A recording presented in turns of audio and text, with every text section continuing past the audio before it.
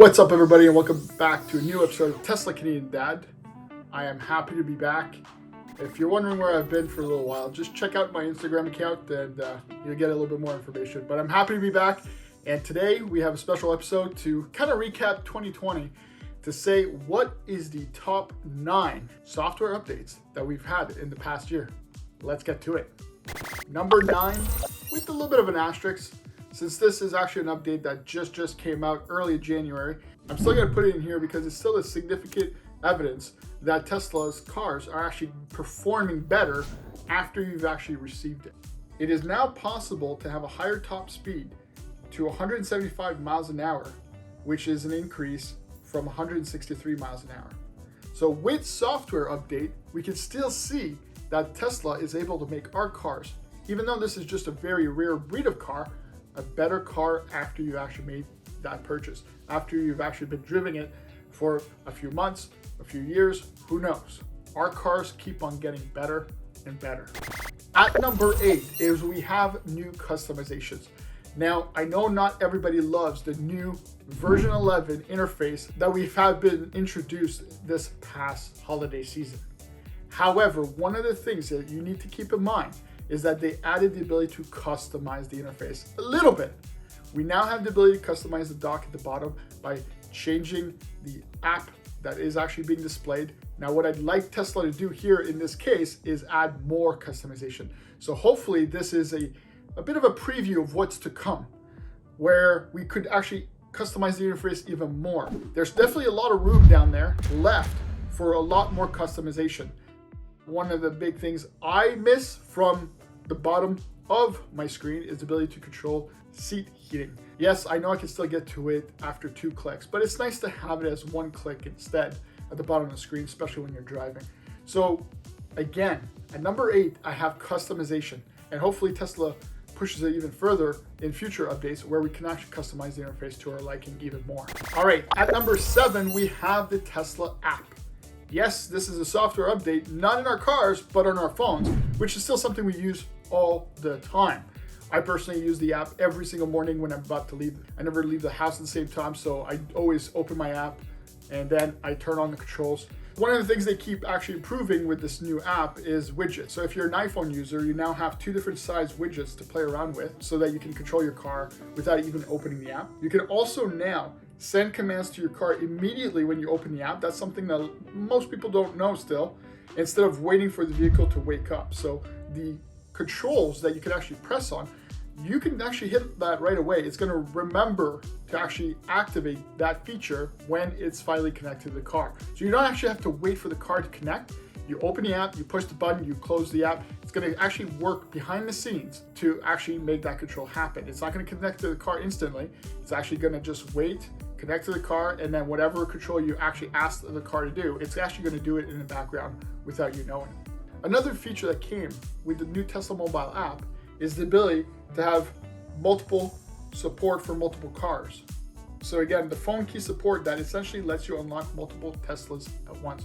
So if you're one of these lucky families that have multiple Teslas, then again, that's going to make your lives a lot easier. Of course, with this new update, we have a new interface with lots of nice 3D animations and things like that, which is nice and polished.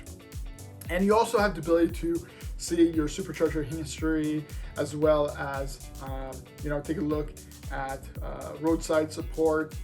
Lots of great things in the new Tesla mobile app. At number 6, we have more sound control.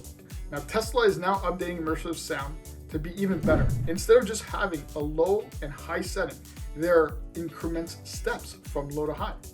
You can now more gradually control the amount of echo, reverb applied with 4 different settings. So again, for a lot of people that like audio, that like sound, that like to play around with their audio, you have more control. Now at number 5, and in my case, I might actually put it in number 1. And it's something that's not sexy, but it's happening behind the scenes, is Tesla is constantly making your car safer. You might not know about it, but it is with software update, which is always a great thing, especially when your whole family's in that car. You want to make sure everybody's safe in there. One of the things that's actually improved in safety improvements is the airbag deployment. There's now going to check your weight, where the seat is, if it's a baby, if it's a toddler, if it's an adult, the pressure distribution on the seat, and even potentially your gender.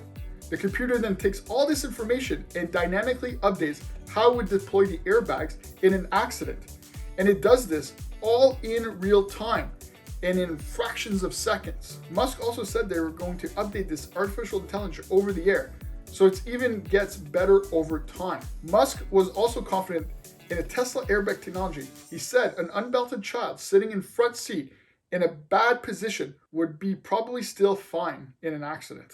Now, other things that they actually added this year is the inside cameras now being active to make sure that the driver is paying attention when the car is in self-driving mode. The camera will check for phone use. The driver's eyes are down. If sunglasses eyes are likely down, if the driver's head is down, if the driver's eyes are closed, all these things are making our car that we're driving on a day-to-day basis safer. Number 4, we have the light show. Yes, I know, it's just a gimmick, but what other car can do this? You know, just entertain us when we're not even inside the car. So the light show, of course, you can be customized to actually be used for different sounds. There's a lot of different websites out there that you can actually already go to download different sounds from different bands. I really recommend that you guys give it a try. All you have to do is get a second USB key and then put 2 files, an audio file and a special light show file that you can get on a website like GitHub. All you have to do is plug it in and start your custom light show. So it's pretty impressive, and it's a lot of fun. It's just a lot of fun, and that's what this car is, right? That's what Teslas are. It's just fun. Do we need it? Absolutely not. But is it fun? Absolutely. And in the world that we live in nowadays, you know, if something can put a smile on your face, on your kid's face, on your wife's face, on your friend's face, why not? At number 3, we have probably one of the most requested features since Sentry Mode was created, and that is the ability to see live Sentry Mode from your phone. You can now remotely view your car's surroundings when parked to confirm the safety of your environment before returning to your car. The feature is included with Tesla Premium Connectivity subscription, which costs $10 American a month after the initial trial. You can also talk through the car speakers. It's great for practical jokes, apparently, according to Elon Musk.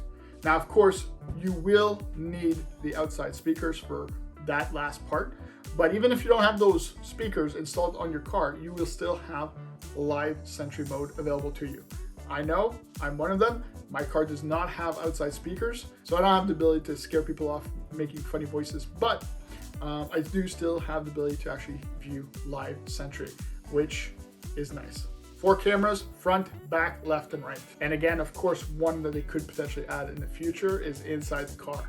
So if you have a dog inside your car, you'd be able to actually view your dog while you're doing quick grocery shopping and have dog mode on. Number 2, another very, very popular request, waypoints.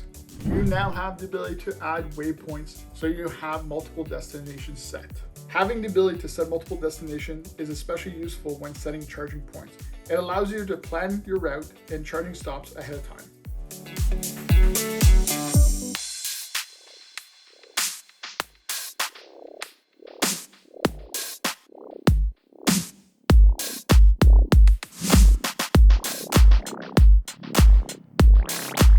And at number 1, my personal favorite, blind spot cameras. You can now automatically see a live camera view of your blind spots whenever you activate the turn signal. The blind spot camera supports have been something many Tesla owners have been wanting, particularly those with Tesla Model Y, as it can be difficult to check blind spots. When you press the stalk for signal left or right, the vehicle side cameras show up on the screen. Now, this is also something that you need to turn on. It's not on by default. You need to go in your settings, you need to turn it on. So if you don't actually see it activated, go in your settings, go turn that feature on. All right, that's it for this episode. As always, thank you so much for watching. I'm really happy that I can still make these videos. I'm honestly just happy to be here. Of course, if you're not subscribed, hit the subscribe button. I intend to start making a lot more videos. And of course, hit that thumbs up. You're still watching. That means you enjoyed the video. I really appreciate it. Hopefully, you come and watch more of my videos in the future. And have a wonderful, wonderful 2022. See you next time.